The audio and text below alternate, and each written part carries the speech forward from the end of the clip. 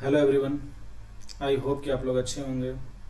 तो आज हम लेक्चर नंबर 54 देखेंगे और आज के लेक्चर में हम पढ़ने वाले हैं पावर्टी एस्टिमेशन इन इंडिया। यानी आज के लेक्चर में हम ये समझेंगे कि इंडिया में पावर्टी को हम कैसे एस्टिमेट करते हैं। ठीक है, तो इस लेक्चर से पहले मैंने आपको ये पढ़ाया था लेक्चर नंबर 53 में कि पावर्टी क्या होता है, एब्सोल्यूट पावर्टी और रिलेटिव पावर्टी क्या होते हैं, और मैंने आपको ये समझाया था कि पावर्टी एस्टिमेट क्यों की जाती है, यानी सरकार पावर्टी एस्टिमेशन क्यों करती है। और आज के लेक्चर में हम पढ़ेंगे कि पावर्टी एस्टिमेशन होता कैसे है। तो हम पावर्टी एस्टिमेशन को पढ़े उससे पहले आप एक टर्म समझ लें। जब भी हम बात करते हैं इस टर्म की कि हमारे देश में इतना प्रतिशत लोग पुअर हैं, या जब भी हम पावर्टी की बात करते हैं ना, तो ये जो पावर्टी टर्म है इसको हम बोलते हैं पावर्टी रेशियो। इसको हम लिखते हैं सिंबल H से। इसी को हम लिखते हैं, इसी को आप ये भी कह सकते हैं हेड काउंट रेशियो। ठीक है, तो जो पावर्टी की हम बात करते हैं टेक्निकली उसको हम कहते हैं poverty ratio. It is represented by symbol H। इसका मतलब होता है total number of poors in the country, कि हमारे देश में कितने लोग गरीब हैं उनकी संख्या, डिवाइडेड बाय टोटल पॉपुलेशन। ठीक है, इस रेशियो को आप 100 से मल्टीप्लाई कर देंगे तो आपको परसेंटेज पुअर मिल जाएंगे।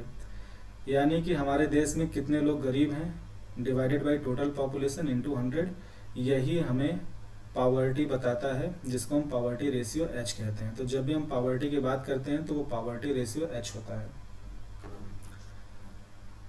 अब इसके बाद सवाल ये आता है कि ठीक है, अगर हमें अपने देश में पावर्टी मेज़र करना है, अगर हमें यह जानना है कि हमारे देश में कितने लोग गरीब हैं, ठीक है, अगर हमें उनकी संख्या जाननी है या फिर उनका परसेंटेज जानना है, तो उन्हें आइडेंटिफाई करने के लिए हमें कोई रेफरेंस की ज़रूरत पड़ेगी। भाई एक रेफरेंस होना चाहिए जिसके आधार पे हम डिसाइड कर सके कौन लोग गरीब हैं कौन गरीब नहीं है। तो वो रेफरेंस बनती है पावर्टी लाइन। ठीक है, अब ये पावर्टी लाइन रेफरेंस कैसे बनती है देखिए। प्रोफेसर सुरेश तेंदुलकर कमेटी जो कि 2009 में बनाई गई थी पावर्टी लाइन एस्टिमेट करने के लिए, उसने पावर्टी लाइन रूरल और अर्बन इंडिया के लिए बनाया था 2004-05 के प्राइसेस पे। बाद में जब NSSO के पास 2011-12 के डेटा आए, प्राइसेस के डेटा आए, तो जब उस पावर्टी लाइन को 2011-12 के प्राइसेस से एडजस्ट किया गया, तो वो पावर्टी लाइन अर्बन इंडिया के लिए जो बनी वो थी अर्बन इंडिया के लिए जो पावर्टी लाइन बनी वो थी अप्रॉक्सीमेटली 33 रुपीज़ पर पर्सन। ठीक है, 33 रुपीज़ पर कैपिटा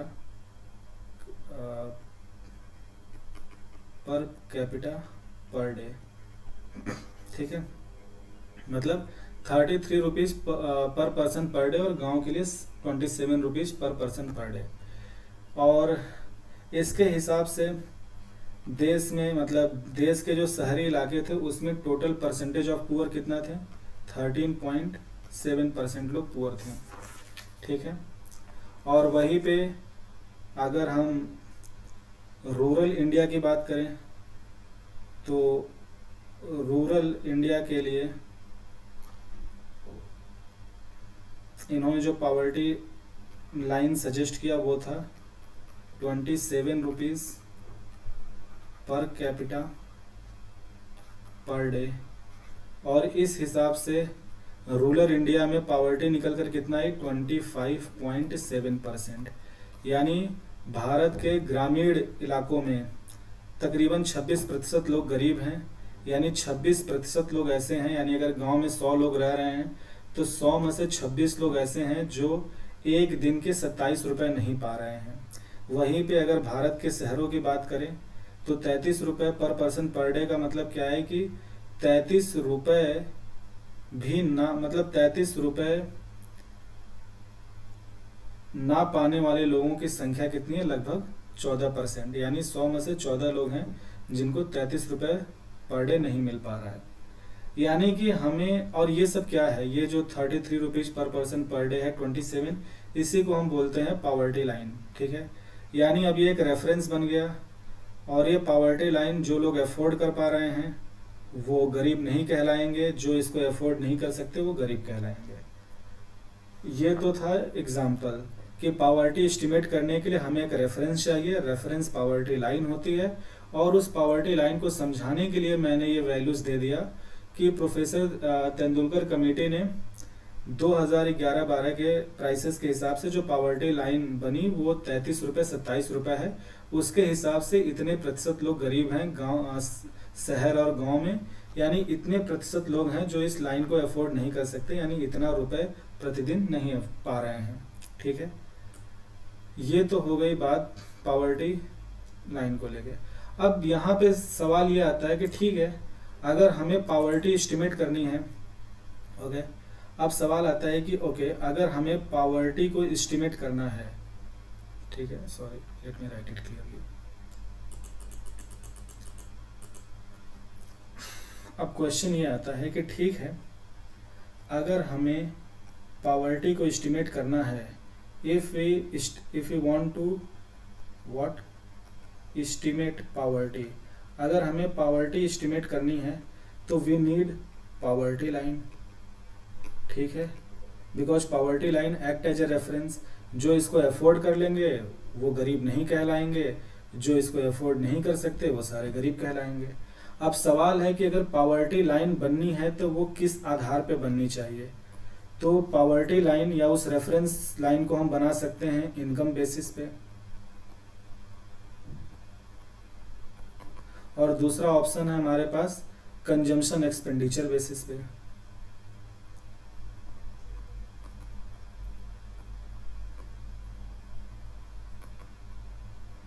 ठीक है, तो सवाल अब यहाँ आता है कि पावर्टी लाइन इनकम के आधार पे बनना चाहिए या कंजम्पशन एक्सपेंडिचर पे। यानी मेरे कहने का मतलब है, क्या हमें ये कहना चाहिए कि पावर्टी लाइन ये हो कि इतना रुपए, मान लीजिए हमने एक पावर्टी लाइन बनाया, से फॉर एग्जांपल कि 40 रुपीज़ हमने बनाया, तो 40 रुपए, जिनकी 40 रुपए या 40 रुपए से ज़्यादा पर डे की जिनकी इनकम बन रही है वो लोग गरीब नहीं कहलाएंगे। 40 रुपए से कम प्रतिदिन कमाने वाले लोग गरीब कहलाएंगे। अगर हम इस इनकम बेसिस पे पावर्टी लाइन बना देंगे तो हमारे देश में पावर्टी का जो नंबर है, यानी जो परसेंटेज पुअर हैं या जो नंबर ऑफ पुअर्स हैं, ये बहुत ज़्यादा हो जाएगा। क्यों? क्योंकि देखिए, जो भी स्टूडेंट होते हैं, ठीक है, जो लोग कॉलेज में हैं या जो किसी भी चीज़ की प्रिपरेशन कर रहे हैं या अभी जॉब सर्च कर रहे हैं, वो किसी भी तरह की इनकम नहीं कर रहे हैं, उनकी कोई इनकम अर्निंग नहीं है, लेकिन वो लाइफ की basic amenities like food, shelter, clothing, footwear, sanitation, education, health care, ये सब अफोर्ड कर ले रहे हैं। और अगर कोई भी व्यक्ति इन चीज़ों को अफोर्ड कर रहा है, यानी उसके पास पैसे आ रहे हैं, और अगर कोई व्यक्ति पैसे पा रहा है और इन चीज़ों को अफोर्ड कर ले रहा है, तो वो गरीब नहीं कहलाएगा। तो इनकम को हम बेसिस नहीं बना सकते, क्योंकि ये स्टूडेंट और जो लोग जॉब को सर्च कर रहे हैं, ये उन लोगों की एक बहुत बड़ी संख्या है जो इनकम नहीं कर रहे हैं पर वो बेसिक एमिनिटीज़ को अफोर्ड कर पा रहे हैं, क्योंकि उनके पास ट्रांसफ़र पेमेंट आ रहा है कहीं ना कहीं से, या वो अपनी सेविंग्स यूज कर रहे हैं। पहला चीज़ कि हम इनकम को आधार क्यों नहीं बना सकते। दूसरा, देखिए, जब हम इनकम की बात करते हैं तो सवाल है कि क्या इनकम का डेटा रिलायबल है हमारे देश में? हमारे देश में 84%, यानी हमारा जो टोटल एम्प्लॉयमेंट है, यानी जो हमारा वर्क फोर्स एम्प्लॉयड है, total 84% employed work force is there in unorganised sector. हमारा एम्प्लॉयमेंट का 84% अनऑर्गेनाइज सेक्टर में है। वो लोग यूजुअली जो भी इनकम पाते हैं वो या तो डेली वेज बेसिस पे होता है या मंथली, जो भी हो, लेकिन usually they get income in cash. अगर वो कैश में पाते हैं और उनका income hardly it is 20,000 per month, तो वो फिर बैंक में उसे जमा नहीं करते, बिकॉज वो इतना कमाते हैं कि उसका 70-80% उनका हाउस होल्ड कंजम्पशन में चला जाता है। तो अगर कोई व्यक्ति इनकम कैश में पा रहा है और वो उसे अपने कंजम्पशन में ही खर्च कर दे रहा है, तो वो इनकम सरकार को पता ही नहीं चल पाएगी, क्योंकि ना वो इनकम बैंक में जा रहा है, और अनऑर्गेनाइज सेक्टर में बहुत सारी कंपनी अनरजिस्टर्ड तरीके से काम करती हैं। ठीक है, ज़्यादातर कंपनी अनरजिस्टर्ड होती हैं, तो एज सच कोई डेटा है नहीं। यानी इनकम डेटा हमारे देश में रिलायबल है सर्विस सेक्टर में या तो फॉर्मल एम्प्लॉयमेंट में। ठीक है, या फिर आप कह लें कि इनकम डेटा वहाँ भी हमें मिल जाता है जहाँ पे लोगों की इनकम टैक्स स्लैब के ब्रैकेट में आती है, और अगर वो फॉर्मल एम्प्लॉयमेंट हो या वो संस्थाएं गवर्नमेंट के साथ रजिस्टर्ड हों, यानी ऑर्गेनाइज सेक्टर की कंपनीज हों, तो सरकार को पता चल सकता है। कहने का मतलब है, और फिर देखिए हमारे देश में एग्रीकल्चर लेबरर्स हैं जो कि जहाँ पे सीजनल अनएम्प्लॉयमेंट बहुत प्रेवलेंट है, क्योंकि जो एग्रीकल्चर लेबरर हैं इनके पास काम होता है क्रॉपिंग सीजन में और हार्वेस्ट के टाइम पे, पर जो बीच का खाली वक्त, जो लीन पीरियड होता है, उस टाइम पे अनएम्प्लॉयड होते हैं। जो मैनुअल वर्कर्स हैं लाइक रिक्शा पुलर और जो मैनुअल काम करते हैं, और जो मैनुअल लेबरर्स वर्कर हैं, इनके पास भी रोज काम नहीं होता है, कई बार हफ्तों तक ये अपनी सेविंग्स पे या ट्रांसफर पेमेंट पे काम चलाते हैं। और सबसे बड़ी बात है कि इनका इनकम कैसे ट्रेस किया जाए। एग्रीकल्चर लेबरर एक तो सीजनल अनएम्प्लॉयमेंट फेस कर रहा है, प्लस उसको जो डेली वेज मिल रहा है वो कैश में मिल रहा है, तो how we can trace that income. Manual workers का आप कैसे इनकम, यानी because of large unorganized sector, because of agriculture laborers, because of manual workers in our country, because of other like unemployed people, students, studying people, इनका income data या तो ये income कर नहीं रहे हैं, और जो इनकम कर भी रहे हैं उनका इनकम डेटा ट्रेसेबल नहीं है। इसीलिए इनकम इज नॉट, अगर इनकम का डेटा ट्रेसेबल नहीं है, अगर हम इनकम का डेटा कलेक्ट नहीं कर सकते, तो income will not be a good basis for estimating poverty line. अगर हम इनकम के आधार पर पॉवर्टी लाइन बनाएंगे तो वो अच्छा, मतलब क्या, बिल्कुल रिलायबल नहीं होगा, बिकॉज ये डेटा ही अवेलेबल नहीं है ठीक से, और है भी तो वो रिलायबल नहीं है। लेकिन अगर हम कंजम्पशन की बात करें, तो हमारे देश में जो भी हाउस होल्ड है, चाहे एग्रीकल्चर लेबरर हो, चाहे मैनुअल वर्कर्स हो, चाहे अनऑर्गेनाइज सेक्टर में हो, चाहे फॉर्मल एम्प्लॉयमेंट या कोई भी हो, सभी अपनी बेसिक एक्सपेंडिचर मीट कर रहे हैं। यानी सब खाना खा रहे हैं, सभी क्लोथिंग, फुटवेयर, शेल्टर यानी home, sanitation, education, medical facilities इनको एक्सेस कर पा रहे हैं। और इनको अगर कोई एक्सेस कर रहा है तो उसका कुछ मंथली एक्सपेंडिचर आता है, और ये चीज आप नौकरी करें ना करें, you have to do these expenditures. इसीलिए एक्सपेंडिचर डेटा इज रिलायबल, यानी ये सबके लिए अवेलेबल होता है।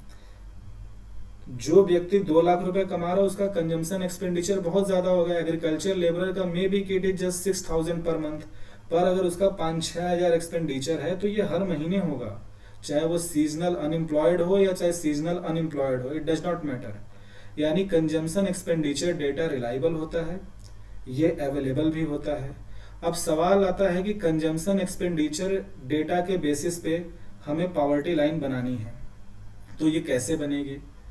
तो अब सवाल है कि ये कंजम्पशन एक्सपेंडिचर डेटा जो है, ये जो कंजम्पशन एक्सपेंडिचर है, इसमें हम किन आइटम्स पे एक्सपेंडिचर की बात करते हैं। तो अगला सवाल आता है कि ठीक है, अगर हम कंजम्पशन एक्सपेंडिचर के आधार पे पॉवर्टी लाइन बना रहे हैं, तो फिर किन चीज़ों के कंजम्पशन की हम बात कर रहे हैं। तो हम बात करेंगे बेसिक एमिनिटीज़ की, यानी यहाँ पे हम बात करेंगे बास्केट ऑफ कमोडिटीज़ की। Basket of commodities. अब इस बास्केट ऑफ कमोडिटी में क्या होंगी, 2 चीज़ें होंगी।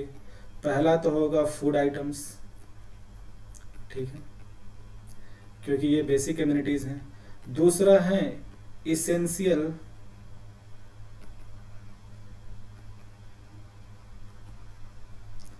Essential non food items. Example में हम कह सकते हैं क्लोथिंग, फुटवेयर, हाउस रेंट, ठीक है, एजुकेशनल एक्सपेंसेस, ठीक है, medical expenses, transportation expenses etcetera, ठीक है। ये सब इसेंशियल चीज़ें हैं, यानी आपको भोजन चाहिए और आपको ये चीज़ें चाहिए, क्लोथिंग, फुटवेयर, शेल्टर, एजुकेशन और मेडिकल, ठीक है। तो अब हमें इन आइटम के कंजम्पशन पे जो एक्सपेंडिचर आ रहा है, तो अगर हमारे पास मान लीजिए 1 महीने के लिए एक्सपेंडिचर डेटा है, तो उसको अगर हम 30 से डिवाइड कर दें तो हमें ये पता चलेगा कि एक दिन में अगर एक व्यक्ति के पास इतने रुपए हैं, मान लीजिए एक दिन में कोई व्यक्ति इतने रुपए पा रहा है, अगर आप उसको 30 से मल्टीप्लाई कर देंगे तो महीना भर के लिए जो अमाउंट बनता है, क्या उस अमाउंट में ये चीज़ें की कंजम्पशन हो पा रही हैं, ठीक है। या इसी को अदर वे आप कह सकते हैं कि अगर हम हाउस होल्ड के 1 महीने की कंजम्पशन एक्सपेंडिचर को नोट डाउन करें और उसको 30 से डिवाइड कर दें तो एक दिन के लिए जो रिक्वायरमेंट होगी उसको हम पावर्टी लाइन बना सकते हैं। तो हमें ये मिल गया कि ठीक है, पावर्टी लाइन के बेसिस पे हम पावर्टी एस्टिमेट करेंगे और पावर्टी लाइन बनेगा कंजम्पशन एक्सपेंडिचर के बेसिस पे। कंजम्पशन एक्सपेंडिचर भी किनका, बेसिक एमिनिटीज का, like food items and essential non food items. अब अगला क्वेश्चन ये खड़ा होता है कि ठीक है, अगर कंजम्पशन एक्सपेंडिचर डेटा हम लेंगे तो इस डेटा को कलेक्ट कौन करेगा, who will collect these consumption expenditure data. तो इनको कलेक्ट करने का काम करता है NSSO, national sample survey office, it comes under MoSPI. अब ठीक है, NSSO इन डेटा को कैसे कलेक्ट करेगा हाउस होल्ड से, सर्वे करके।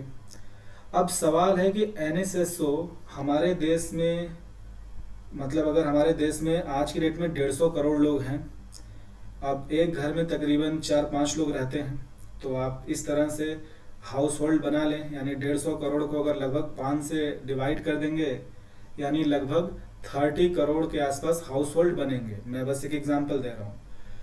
तो अब ये 30 करोड़ जो हाउस होल्ड हैं, इनमें कुछ बहुत रिच हैं, ज़्यादातर लोग बहुत गरीब हैं, बीच के लोग क्या हैं कि मिडिल इनकम वाले हैं, उनका कंजम्पशन भी नॉर्मल होता है।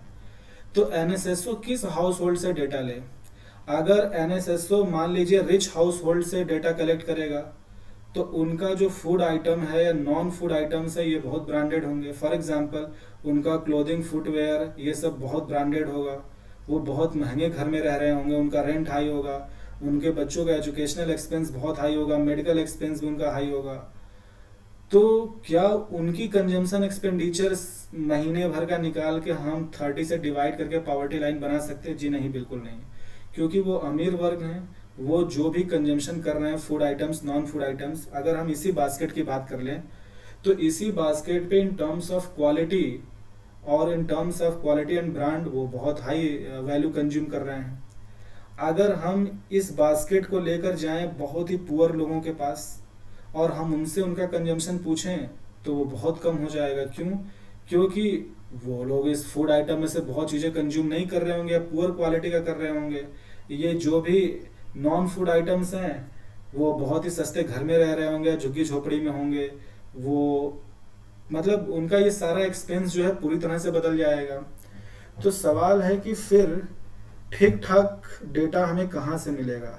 तो वो मिलेगा मीडियन हाउस होल्ड से या मीडियन फैमिली।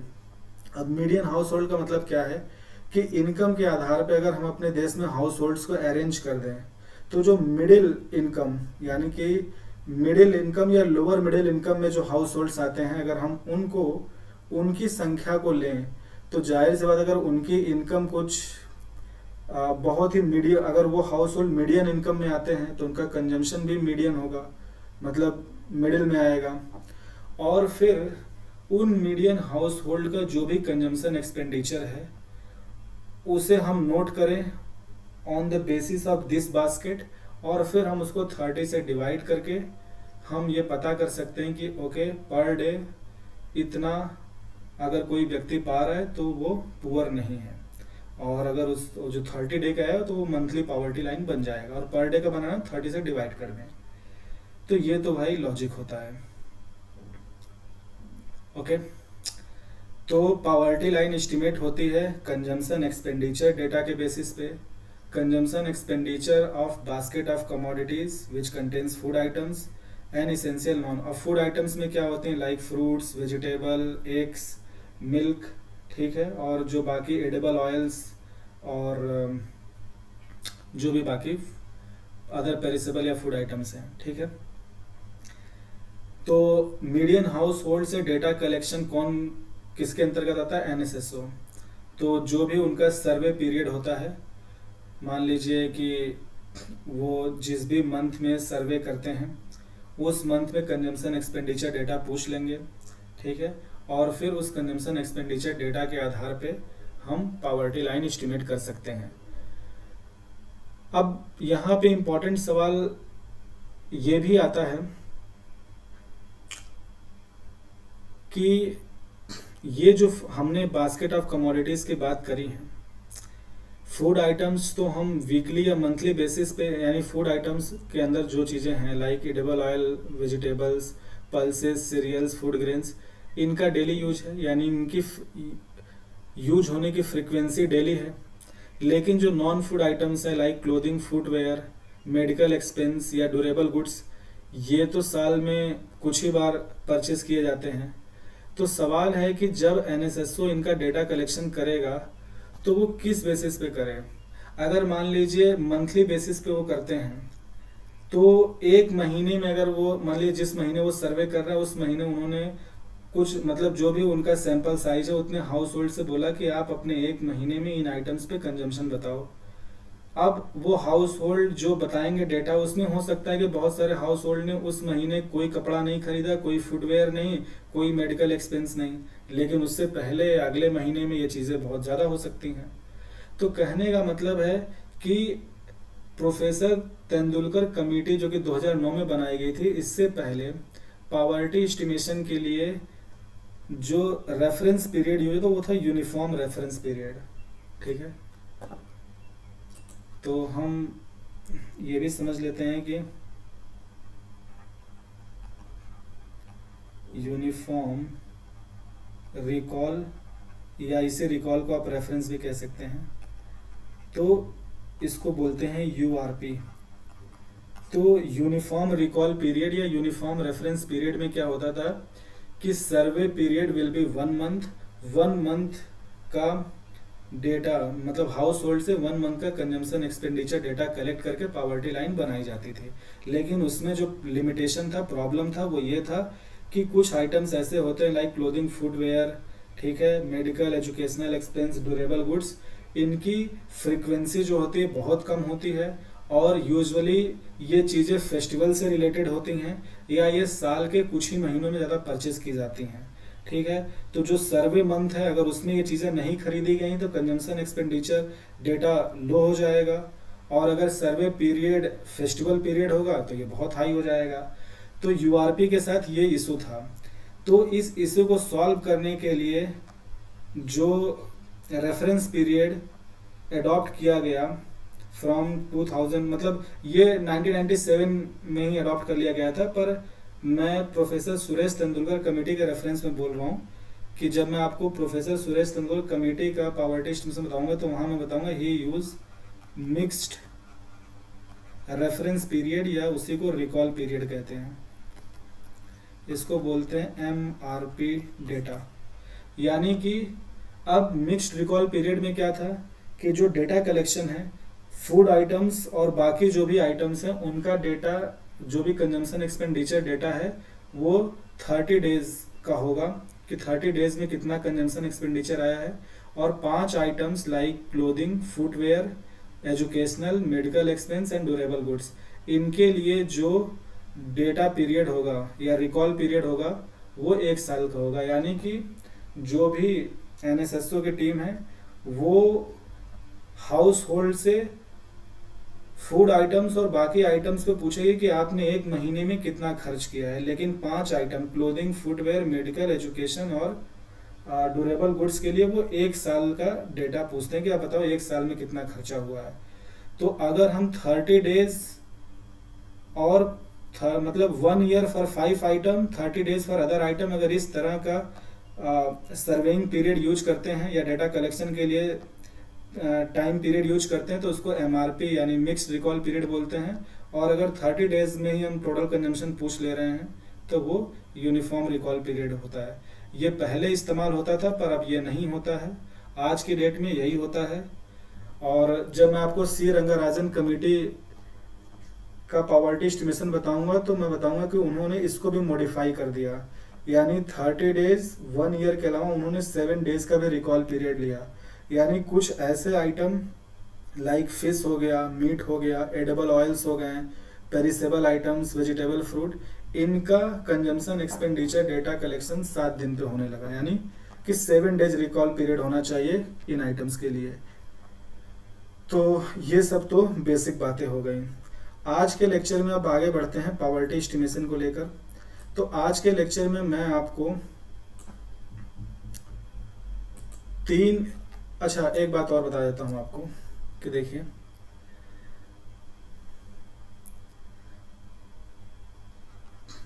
इंडिया में जो पॉवर्टी एस्टिमेशन था, इंडिया में पॉवर्टी एस्टिमेशन किसके अंतर्गत आता था? प्लानिंग कमीशन के अंदर, ठीक है।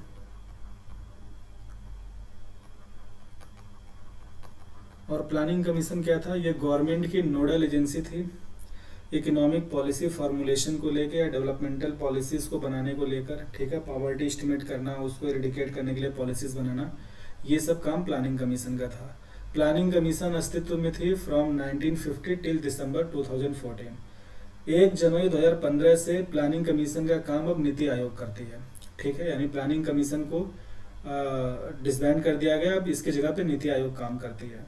तो पॉवर्टी एस्टिमेशन प्लानिंग कमीशन करती थी, बट नाउ प्लानिंग कमीशन को हटा दिया गया है, अब इसकी जगह पे नीति आयोग है। तो अब आज की डेट में पॉवर्टी एस्टिमेशन कौन करता है? वो है नीति आयोग, ठीक है। और नीति आयोग और अभी तक इंडिया में जो भी ऑफिशियल पॉवर्टी एस्टिमेट हुए वो सब प्लानिंग कमीशन के अंतर्गत ही हैं, ठीक है। नीति आयोग ने अभी तक कोई ऑफिशियल एस्टिमेट नहीं किया है, ठीक है। लेकिन सवाल ये आता है कि प्लानिंग कमीशन पॉवर्टी एस्टिमेशन कैसे करती थी? तो प्लानिंग कमीशन एक्सपर्ट ग्रुप या टीम्स को बिठाती थी, वो लोग एनएसएसओ के डेटा को यूटिलाइज करते हुए, यानी एनएसएसओ का जो भी house hold consumption expenditure data था उसको यूज करके पॉवर्टी लाइन एस्टिमेट करते थे, ठीक है। तो एस्टिमेशन प्लानिंग कमीशन करता था by using data provided by NSSO, ठीक है। और हाउस होल्ड कंजम्पशन एक्सपेंडिचर, उनमें क्या आइटम होते हैं, क्यों लेते हैं, वो सब मैंने बता दिया कि earlier before 1997 for poverty estimation URP यानी यूनिफॉर्म रिकॉल पीरियड, यानी 30 दिन का वो फ्लैट पूछ लेते थे कि इन चीज़ों पे कितना कंजम्पशन एक्सपेंडिचर आया है। लेकिन later on poverty estimation is done on the basis of mix recall period, और मिक्स रिकॉल पीरियड को इस्तेमाल करते हुए ही प्रोफेसर सुरेश तेंदुलकर कमेटी ने पॉवर्टी लाइन एस्टिमेट किया था, और सी रंगाराजन कमेटी ने मॉडिफाइड मिक्स रिकॉल पीरियड का इस्तेमाल किया था। तो ये बातें हो गई। अब इसके बाद हम ये देखते हैं कि ठीक है, अब हमें ये पता चला कि अगर पॉवर्टी एस्टिमेट करना है तो उसके लिए पॉवर्टी लाइन चाहिए, और पॉवर्टी लाइन एक्सपर्ट ग्रुप्स बनाती हैं on the basis of consumption expenditure data of house hold. ये सारी बातें हो गई। तो आज के लेक्चर में मैं आपको 3 कमेटी के बारे में पढ़ाने वाला हूँ जो कि रेलिवेंट है, और पॉवर्टी एस्टिमेट को लेकर मैं हिस्ट्री नहीं पढ़ाऊंगा क्योंकि वो रेलिवेंट नहीं है, हम सिर्फ इकोनॉमिक एस्पेक्ट को फोकस करेंगे। तो सबसे पहला जो मैं कमेटी की बात कर रहा हूँ वो है Lakdawala committee.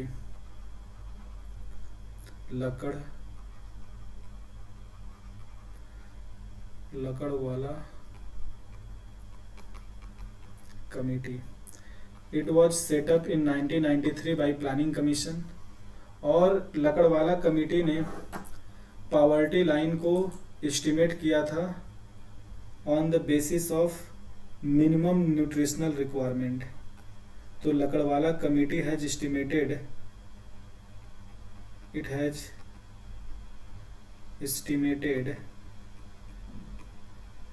poverty line on the basis of minimum nutritional requirement for healthy survival। ठीक है, और ये minimum nutritional requirement for healthy survival ये किसके रिकमेंडेशन पे बेस्ड था? तो it was based on the recommendation of ICMR। ICMR का मतलब है Indian council for medical research. ठीक है, so ICMR has recommended a minimum nutritional requirement to have a healthy survival. और इस आधार पे ICMR का रिकमेंडेशन क्या था कि जो भी लोग गांव में रह रहे हैं, यानी कि रूरल इंडिया में जो लोग हैं, जो लोग ग्रामीण इलाकों में हैं, उनको पर डे कितनी रिक्वायरमेंट है? उनको पर डे न्यूट्रिशन रिक्वायरमेंट है 2400 किलो कैलोरी का। और जो लोग अर्बन इंडिया में रह रहे हैं, यानी भारत के शहरी इलाकों में, उनको हेल्दी सर्वाइवल के लिए पर डे चाहिए 2100 किलो कैलोरी। ठीक है, ये है पर person per day, per capita. ठीक है, per day, per capita per day. ठीक है, ये भी है पर कैपिटा पर डे। ठीक है, तो लकड़वाला कमेटी ने पॉवर्टी लाइन को एस्टिमेट किया था ICMR के रिकमेंडेशन पे, और पॉवर्टी लाइन के लिए जो बेसिस चुनी गई थी वो थी मिनिमम न्यूट्रिशनल रिक्वायरमेंट। और ICMR ने बोला कि ठीक है, मिनिमम न्यूट्रिशनल रिक्वायरमेंट अगर पॉवर्टी लाइन की बेसिस है तो ये होगा 2400 kilo calorie per person per day in rural India and 2100 calorie per person per day in urban India. अब सवाल है कि ये तो कैलोरी रिक्वायरमेंट हो गई, इस कैलोरी रिक्वायरमेंट को परचेज करने के लिए जितना पैसा चाहिए वो पॉवर्टी लाइन बन जाएगी। अगर 2400 किलो कैलोरी आपको एक दिन में कंज्यूम करना है फॉर हेल्दी सर्वाइवल, तो ये 2400 किलो कैलोरी एक्वायर करने के लिए जो भी फैट, प्रोटीन और इन चीज़ों का एक कॉम्बिनेशन बनाकर वो जो फूड बास्केट बनेगी, वो जो उसको अफोर्ड करने के लिए जितना पैसे पर डे चाहिए वो पॉवर्टी लाइन हो जाएगी। ठीक है, तो हम ये कह सकते हैं कि लकड़वाला कमेटी ने जो पॉवर्टी लाइन सजेस्ट किया उसका बेसिस सिर्फ फूड था। तो लकड़वाला कमेटी ने पॉवर्टी लाइन को तय किया only on the basis of food items. ठीक है, क्योंकि न्यूट्रिशनल रिक्वायरमेंट तो फूड आइटम से ही पूरा होते हैं, और अगर कोई व्यक्ति इन किलो कैलोरीज को अफोर्ड कर ले रहा है पर डे तो वो गरीब नहीं है। अब सवाल है कि क्या एक व्यक्ति की बेसिक ज़रूरतें सिर्फ फूड आइटम है? भाई वो रहेगा कहाँ? उसके क्लोथिंग, फुटवेयर, उसका मेडिकल एक्सपेंस, उसके अदर एक्सपेंसेस कैसे होंगे? तो सिर्फ फूड आइटम्स के आधार पे पॉवर्टी एस्टिमेट करने का मतलब है कि पॉवर्टी लाइन को डेलिबरेटली बहुत लो रखना, यानी पॉवर्टी एस्टिमेशन की सबसे मिनिमम थ्रेशोल्ड है। ठीक है, यानी हम बेसिक एमिनिटीज में से सब कुछ हटा के सिर्फ फूड को रख रहे हैं, यानी कि हम खाली आपको जिंदा रखते हैं, चाहे आप सड़क पे सो, कहीं भी सो, वो बात की बात है। ठीक है, तो लकड़वाला कमेटी ने सिर्फ फूड आइटम्स के आधार पे पॉवर्टी लाइन बनाई, जो कि बिल्कुल हॉलिस्टिक नहीं है, because poverty in it self is a multi dimensional thing, और एटलीस्ट बेसिक एमिनिटीज में फूड के अलावा भी कुछ चीज़ें तो आती हैं जो कि बहुत ही बेसिक हैं, तो उनमें से किसी भी चीज़ को इंक्लूड यहाँ नहीं किया गया, इसका सबसे बड़ा डिमेरिट है। एक बात आप यहाँ पे और नोट कर लें कि ये लकड़वाला कमेटी ने ICMR के रिकमेंडेशन पे जो पॉवर्टी लाइन बनाई in terms of nutrition requirement, later on these values have been revised. तो अर्बन इंडिया के लिए ये वैल्यू लेटर ऑन कर दिया गया 1900 किलो कैलोरी। तो सवाल है कि ये वैल्यू घटा क्यों दी गई? क्योंकि जैसे जैसे मतलब वक्त के साथ इंडिया में, अब ये 1993 का एस्टिमेट है, समय के साथ इंडिया में जब टेक्नोलॉजी, इक्विपमेंट, तो लोगों के मतलब उस टाइम पे इतना ट्रांसपोर्टेशन नहीं था, तो अगर लोगों को कहीं जाना है तो लोग ज़्यादातर 5-6 किलोमीटर पैदल चलना ऑब्वियस चीज़ थी। तो आप जितना ज़्यादा फिजिकल वर्क करोगे उतना ज़्यादा न्यूट्रिशनल रिक्वायरमेंट होंगी, लेकिन अब ट्रांसपोर्टेशन इतना ईजिली अवेलेबल है और ज़्यादातर काम मशीनों से हो रहा है, तो because of lot of facilities increase which reduces human effort, तो उस हिसाब से ये न्यूट्रिशनल रिक्वायरमेंट भी रिड्यूस कर दिया गया। तो शहर के लिए 1900 किलो कैलोरी कर दिया गया, गांव के लिए कर दिया गया 2100 किलो कैलोरी। ठीक है, ये हो गई लकड़वाला कमेटी की पावर्टी एस्टीमेट। अब जो सबसे इंपॉर्टेंट है यहाँ पे एस्टीमेट, वो है प्रोफेसर सुरेश तेंदुलकर कमेटी।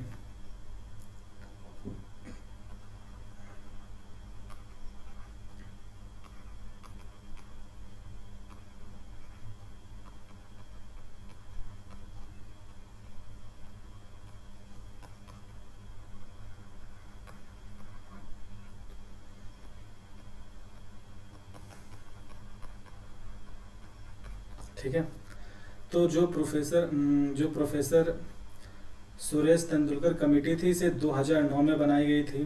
ठीक है, इसने जो पावर्टी लाइन बनाया था, इसने पहली बार पावर्टी लाइन को बनाया, इसने पावर्टी लाइन को बनाया on the basis of consumption, poverty line.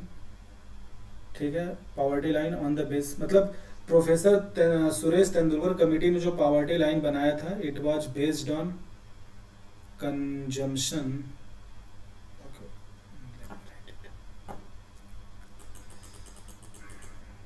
Okay, फिर से शुरू करते हैं इसको।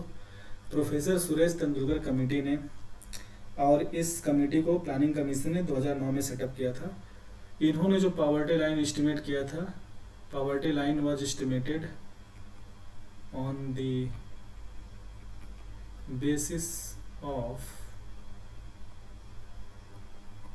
consumption expenditure data of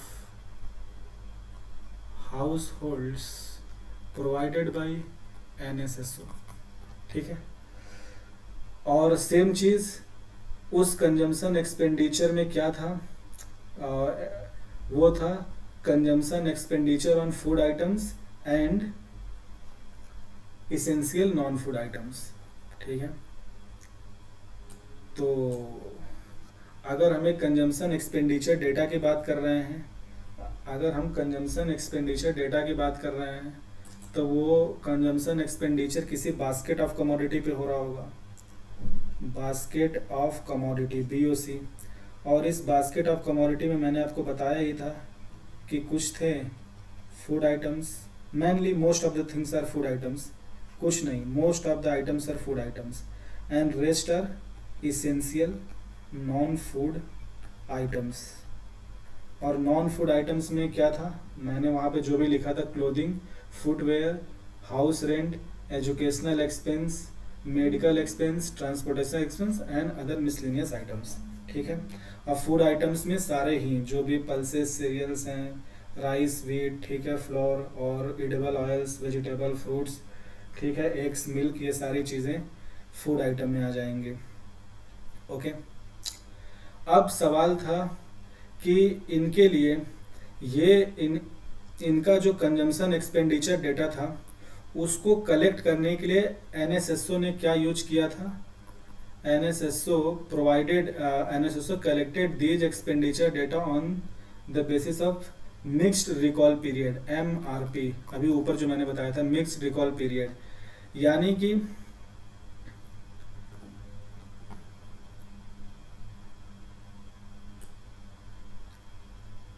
इस प्रोफेसर सुरेश तेंदुलकर कमेटी ने जो पावर्टी लाइन एस्टिमेट किया on the basis of consumption expenditure data provided by NSSO, ये कंजम्पशन एक्सपेंडिचर डेटा में ये जो कंजम्पशन एक्सपेंडिचर डेटा था, इसका जो नेचर था वो था mix recall period data. So the nature of data was mixed recall period data collected by NSSO। तो ये मिक्स्ड रिकॉल पीरियड डेटा का मतलब क्या था कि यहाँ पे दो चीज़ें थी।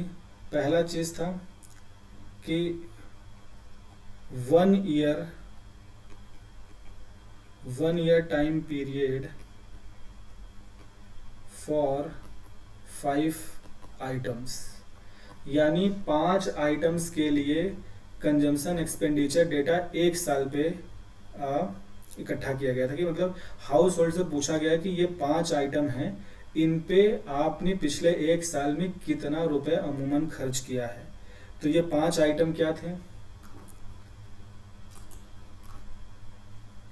ये 5 आइटम थे। पहला था क्लोथिंग, दूसरा था फुटवेयर, तीसरा था ड्यूरेबल गुड्स, और चौथा क्या था? एजुकेशनल एक्सपेंसेस, और पांचवा हो गया आपका मेडिकल एक्सपेंसेस।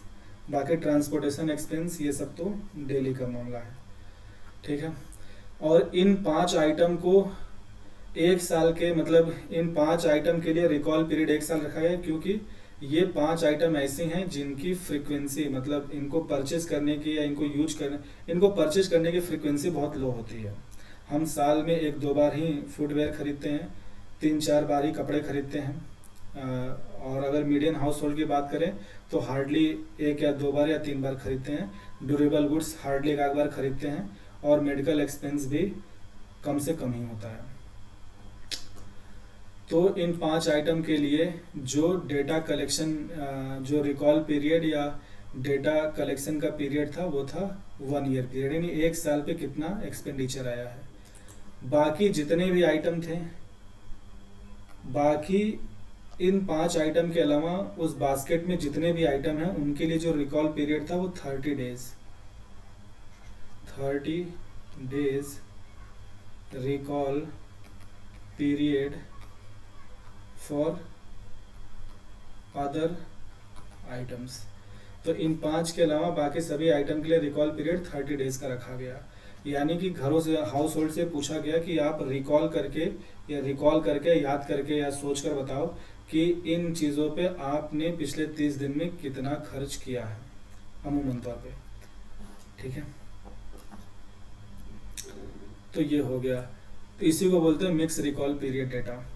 तो एनएसएसओ के मिक्स्ड रिकॉल पीरियड डेटा या मिक्स्ड रेफरेंस पीरियड डेटा को यूज करते हुए प्रोफेसर सुरेश तेंदुलकर कमेटी ने जो पॉवर्टी लाइन एस्टिमेट किया, ठीक है, यानी कि अगर आपको ये पता है कि ठीक है मीडियन हाउस होल्ड का मिक्स रिकॉल पीरियड डेटा के हिसाब से ये कंजम्पशन एक्सपेंडिचर बन रहा है पर मंथ का ऑन एन एवरेज, ठीक है, तो आप उसको 30 से डिवाइड करके निकाल सकते हैं कि पर डे इतना रुपए चाहिए हर व्यक्ति को फॉर दीज कंजम्पशंस, ओके।